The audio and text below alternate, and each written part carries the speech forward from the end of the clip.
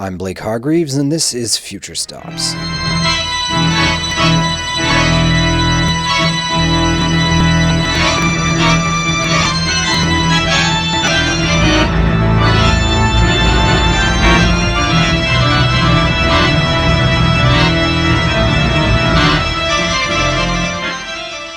The music you're hearing is being performed by Afraaz Mulji, a musician working to bring a whole new world of sounds to the organ. Afraaz is one of 3 guests on today's program, the first in a series we're calling Organ Plus, where we explore artists crossing boundaries and taking the organ in new directions. Our first guest, Kim Farris-Manning, is a Canadian composer whose music exists at the intersection of her love for sculpture and philosophy and her interest in making connections between the visual and the musical. I guess as a composer, I started writing when I was about 14. I was like your typical choir kid. I think I was in 7 choirs at one point. And my first piece was actually an accident. I wrote it for my choir conductor and accompanist, kind of like as a thank you gift at the end of the year, without really realizing that it was an actual composition. I kind of wrote it as like a card. And so then I ended up going to school at UVic, and I took the intro to composition. And the part where I struggle with most as a composer is actually writing the music. So it's funny because I call myself a composer because everything is based on sound, and that's always at the core. But the idea that I usually start with is usually either poetry, philosophy, or visual. So in university, I also studied a little bit of philosophy and sculpture, and I've always liked building things with my hands and things that are tactile. And I think that's where I'm grounded, and I start to construct the ideas. And then it's through experimentation with others, seeing how they engage with the material and what feels natural in their bodies, that we start to play with sounds and hear them. And then that's kind of how it's worked so far. I'm working on trying to figure out how to do that a little bit more in advance on my side. But I also really value when there's time to work with the performers and to have that discovery together, because it's a lot about feeling and how it feels in your body to make sure that everything is as much of a choreographed dance as it is choreography of sound. This idea of exploring the physical choreography of a sonic performance is central to her work, Map Gest, an evolving composition that was showcased this past summer at the Royal Canadian College of Organists online festival. So the piece kind of grew organically, and I wrote it for David Stratkauskas, my teacher, and also for my friend Adrian Foster. They both asked me to write pieces at separate times, and I ended up putting them together. And we kind of bounced around ideas, but I didn't work so much on it until 2019. I think he was planning the RCCO festival in Victoria and asked if it could be ready by then. So in September last year, I flew out to Victoria and we did a workshop together, just trying out sounds. I wrote some exercises. I was experimenting. I wanted to figure out a way to have him use his body on the instrument more than to be reading notes. Because that's something that I'm trying to figure out, is notation versus like physical experience, and the experience of the performer, but also the experience of the audience.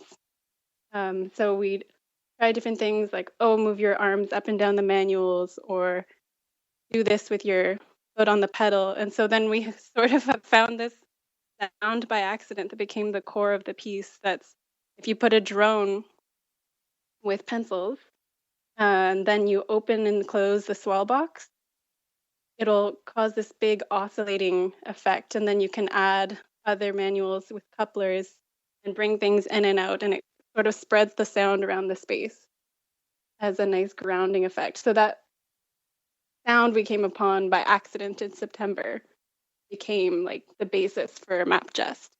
So I went back to Montreal and I was thinking about these things, sort of imagining and developing the idea. And then my friend Adrian approached me, I think in November. He was working on a project based on Italo Calvino's Invisible Cities, which is a book that is very narrative, has lots of relationships and conversations but also very fantastical ideas, and a lot about maps, which David, if anyone knows David Stratkauskas, he really has a brain for maps, and he always has these images and grids and sees where everything is connected and loves exploring. So all these ideas sort of started coming together, and so I asked if I could work on the piece with both of them, and they both said yes.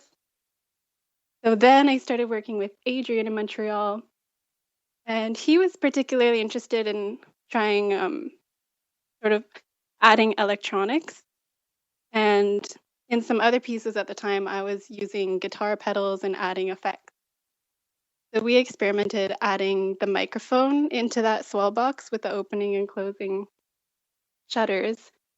And so then we had this other layer of control where you could add delay and reverb and sort of play with the listener's ear to know that it wasn't quite possible to make all those sounds acoustically, but it still sounded acoustic because it was effects that were coming from what you were doing and how you were manipulating the organ.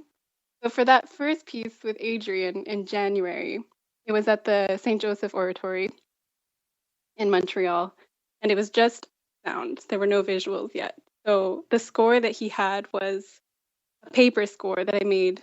There were 4 circles that were on a big Bristol board, and I drew text and little bits of music on the circles, and he would move from the outside in. So there's sort of like 4 layers, and you start on layer 1 and you end on layer 4. And throughout the piece, he would have to rotate the circles. Things were written like upside down and sideways. And then on the innermost circle, there's transparency papers that you can layer over top of each other and make really busy. So the piece is always shifting. And that I really liked that sort of control that the performer has to engage with the material in different ways while they're playing. And then pandemic happened. It was clear that I wasn't going to be going to the RCCO festival, but David and I wanted to make something happen online. We applied for one of the Digital Originals grants and started making a 2-dimensional animated version of the score. So it's basically a video, but all those bits of text and music are animated a bit to give that visual effect and give a bit of the impulse of how you could interact with these. I call them assets, kind of like a visual asset that inspires what you might do with it. And so adding the animation gives a little bit more that next level of input that you can help give the performer. And also it makes it so that the audience can see exactly what the performer is seeing. Because that was the thing with the first pieces, the paper score. I'm a composer, but I'm kind of like a visual artist composer. So I didn't like that the audience didn't get to see the text and the drawings that the performer was getting to see. So I liked that this brought everyone into the same realm. So that was the one that was played in July. And now we're sort of finishing that grant because it was a bit of a tight timeline and my animation skills are not as good as I thought they were. So we're working with my friend Sai, who's going to put it into a 3D space. It's going to be like a 3D VR experience. So the viewer will be in this dome that is divided into those 4 circles, and you can use your finger, or if you have a headset, you can look around to see the different assets. And the idea is that it'll be something live. So the performer will be moving around here live, but you can also move around the space. So you can explore a different area, or you can follow along with the performer.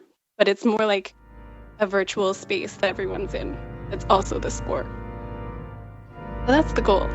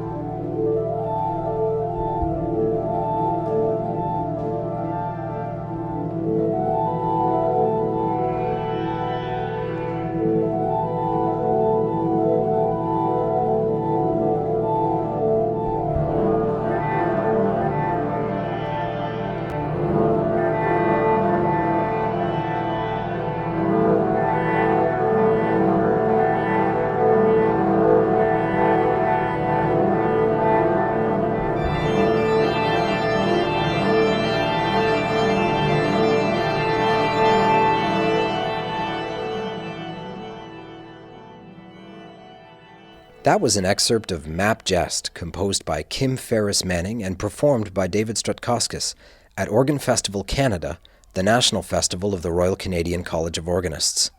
Now we turn to an artist who is capturing the sound of his rugged home landscape and transmitting it out to the world. So my name is Giles Perring. I work in a number of different art forms, but the main thing that I do is related to music and sound. I play various different musical instruments, and I also, for a long time, have been involved in making giant musical instruments, mainly percussion instruments, actually, that were built for schools and adventure playgrounds and to be put outdoors permanently. And I also work with media that are about listening to things distantly. So I make pieces of music using telephones. And this recent project of mine is to build an organ that people can listen to as it's activated here on the Isle of Jura in Scotland, where I live, but people can listen to it all over the planet. While Giles refers to this project as an organ, it's not what you would picture when you hear the word. Made out of PVC pipe, this organ has no player. The natural sounds of the Isle of Jura are what activate this unique sonic instrument. It was really about trying to make some work about the landscape on this island that I live on. The Isle of Jura is a big island. It's about 50 kilometers long and about 13 kilometers wide, but it only has 200 people living on it, so it's mainly a wilderness. Off the west of Scotland, it's where George Orwell wrote 1984. That was its other claim to fame. I wanted to make some work about the landscape, and I was doing some photography using film and making photography. And I wanted to do some work using sound. And I sort of started to think about this idea that I'd used a few years before as a way of trying to make a sound representation of the island. So I built various experiments using different pieces of tube and trying different ways of getting the sound from them, and eventually built this array that I have now, which I can see through the window, and which has 8 notes in it. I started off by calling it a passive organ because you're from the world of organs.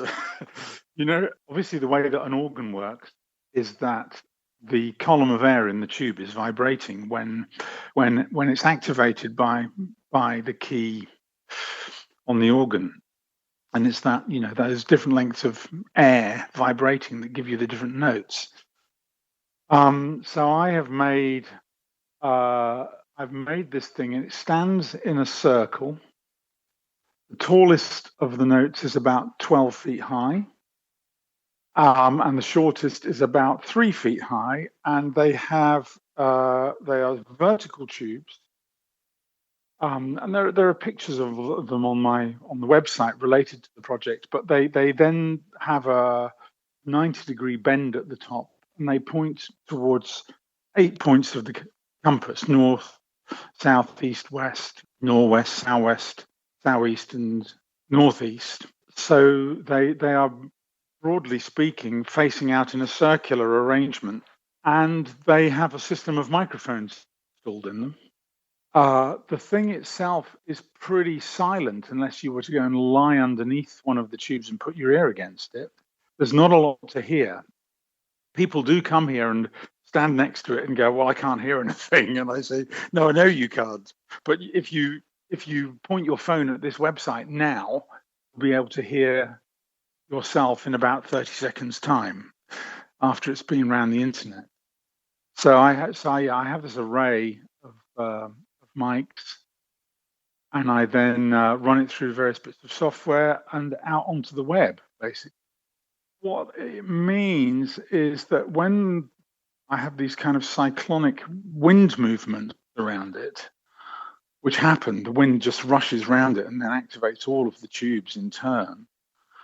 You kind of get these arpeggios that sound a little bit, actually they sound a little bit African or something, because they're doing this pentatonic thing. So sometimes I can kid myself that I'm listening to marimbas a very long way away, or something like that. It's in some ways it's not very different from deciding to perhaps take a black and white photograph, or take a photograph, or make a painting. Is that I'm taking an impression that I'm using I'm setting up a technology and a means of taking an impression of the place that this thing is in, and all it's doing now is standing there, being either quietly activated by birds or the sea and things like that. It works when it's very, very quiet, but you have to turn up the gain on the thing quite a lot, or it's being driven by the wind, and that's the most obvious thing, or rain. I've got recordings of when it's just being absolutely hammered by rain, and so you've got the kind of percussive effect of the rain. But I think it's a piece of environmental art as much as it's a musical or sonic, as much as it's a musical sculpture.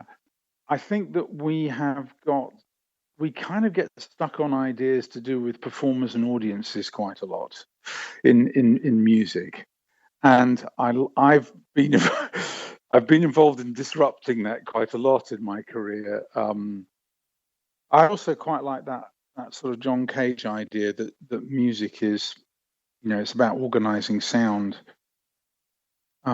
in time, and I guess if I do something like make a 1 hour, as I've done recently, I've made a 1 hour sequence of recordings from the world organ. It's exactly 60 minutes long, this episodic sequence of bits that I'd recorded over a period of about 18 months. That's the kind of musique concrète process, I suppose.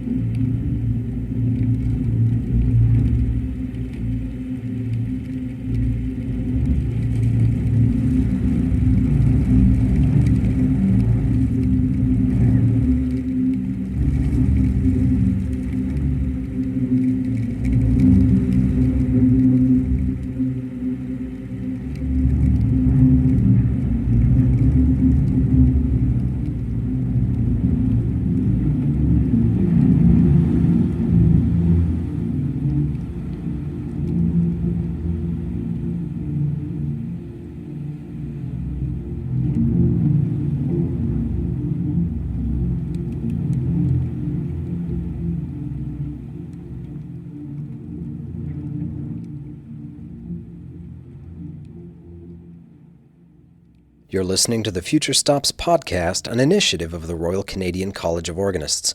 My name is Blake Hargreaves, and I'm your host as we explore the world of the 21st century organ. We just heard an excerpt from a recording of Giles Perring's World Organ, Our final artist on this first edition of a series we're calling Organ Plus aims to bring a whole new world of sounds to the organ. Afraaz Mulji is a multi-instrumentalist who grew up immersed in many different cultures and is currently based in Canada. So I suppose I'm a prototypical third culture kid. And what that means is I don't really have one culture that I identify as my own. And so I was born and raised in Tanzania. I was adopted, by Indian parents. So I have, a Gujarati background. So North Indian background. I was obviously, in East Africa. So I draw from, the Arabic and Tarab and Swahili culture of East Africa. And I was raised at international schools. So, so speaking and understanding multiple cultures was very necessary. I had friends from all different cultures. So as a result, in terms of music, what that meant was that I was listening to music, from pretty much all over the world, and as a result, I didn't have the idea that any one musical tradition was home. I just, wherever I was, whatever I was listening to, I was home. So I guess the music that I make is kind of a hybrid, and some people would call it world music, but I don't really agree with that term. I don't really like that term. So so it's basically drawing from many of the world's musical traditions. All of this musical exploration led him to the pipe organ, and it inspired a project that may become his life's work, opening his mind to reimagine what the instrument can be. So the first time I played a pipe organ was actually in India. At the school, the chapel had a one manual 8-stop pipe organ. And the first time that I played it, I knew that this was the instrument that I had been looking for, like in terms of what I could do with it. And as when you hold down keys, you can basically sustain almost infinitely. And so I was able to create these really long ambient drone-like textures, and having already played synthesizers and already sort of experimenting with electronic music, I recognized the pipe organ for what it was, which is the world's first synthesizer. So as with pipe organs, and I was lucky because I got to play some remarkable organs in France. I went there for an exchange program. When I started playing these larger instruments, 3, 4, 5 manual instruments, I started really seeing the organ as an orchestra, and seeing it as kind of being, having the capacity to play all these different sounds. And so, as I said, when I played that first small pipe organ, I realized that this was like the most, primitive form of synthesis, or the first version of synthesis. I realized that building my own instrument, needed to incorporate all the traditions and all of the sounds of the world. So yes, it's an organ. Yes, it's drawing from the organ building tradition. In fact, I see it as a natural outgrowth of the organ building tradition. But it's actually, if I was to be very, very technical and specific, the organ that I want to build, and I've called it, the name is slightly pretentious, but it's kind of like a conceptual instrument that's, it's trying to touch this idea of infinity. So I've called it the Infinite Sonic Possibility Interface. So the instrument, at its essence, is an electroacoustic hybrid instrument, which draws on acoustic modeling and sampling, audiophile quality sampling, to output, basically any sound you can imagine. And that includes, of course, all the sounds that could be produced on a pipe organ, but also the entire Western Symphony Orchestra, and then also, more esoteric sounds that you would never have on a pipe organ, including hammered dulcimer, the array mbira, tablas, santur, sitar, didgeridoo, all these things that all these sounds that I find incredibly fascinating and moving, but on a conventional pipe organ just wouldn't be possible. This infinite possibility sonic interface is still in the concept phase. When complete, it would have many parts similar to a pipe organ, but would look drastically different. The first thing you realize is that the instrument is, like a circle or a sphere, in the way that it's laid out. it's enveloping. It's the instrument is all around you, and so that would mean that in terms of playing it, you need a bench or a stool which rotates so that you're able to access all the different parts of the instrument. So that would be the first thing. You'd have to think about in terms of movement. There's a lot more choreography involved in playing this instrument than a regular organ console. You'd have to think about movement. You'd have to think about hand placement, feet placement, all these things. There will be parts of it that are laid out like a traditional pipe organ, with stops, with keyboards that are arranged to feel like a pipe organ console, and particularly a mechanical console. Like I really like the feeling of the tracker keyboards, so I want that feeling to then at least in some part of the organ be reflected. But then there's also going to be keyboards that you would never find on any instrument that resembles a pipe organ, including manuals that feel like a harpsichord, that feel like a synthesizer, that feel like a Hammond organ, that feel like a piano, because you need that weight in order to play a piano or to play a Fender Rhodes or a Wurlitzer. So these will all be features of the instrument which a keyboardist would then recognize and know how to contend with, depending on how they've been schooled or how they think about music. But then there's also going to be experimental keyboards like the Rolly Seaboard. Basically it's like a foam, almost like a foam like a material where you can sort of move your hands in between the keys to create slides and microtones and all kinds of effects. Like, for example, controlling the vibrato or the portamento or whatever. So like, let's say you're playing a double bass and you have the ability to slide in between notes and play a vibrato. Well, there will be keyboards on this instrument which will allow you to do all these things. It is expensive to do this kind of work and to do this kind of project. And so far, I would say like I'm inspired by the level of support that I've received for it. But I also know that a lot of work needs to be done, because people expressing support doesn't necessarily mean that they're going to financially support it. So like trying to find people that are interested in the project and also have the pocket to support something like this is also like a critical element in raising the money to build something of this magnitude. We look forward to featuring the Infinite Possibility sonic interface on FutureStops when this instrument is actually built. Each of these artists brings different inspirational life to the pipe organ. There's Kim Farris-Manning with her improvisational approach to the very concept of composing, and her engaging multimedia spectacle.